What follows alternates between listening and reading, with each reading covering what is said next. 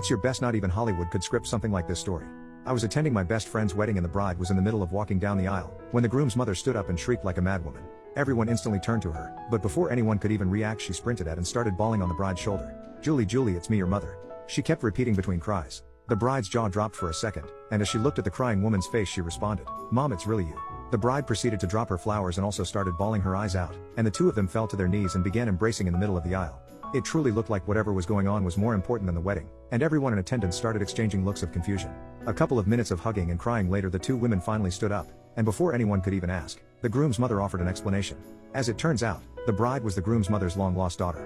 They lost contact with each other after the bride was kidnapped at the age of 4, and the family almost went homeless spending all their money trying to find her. They never did, and 3 years after the disappearance of their daughter they decided to have another kid.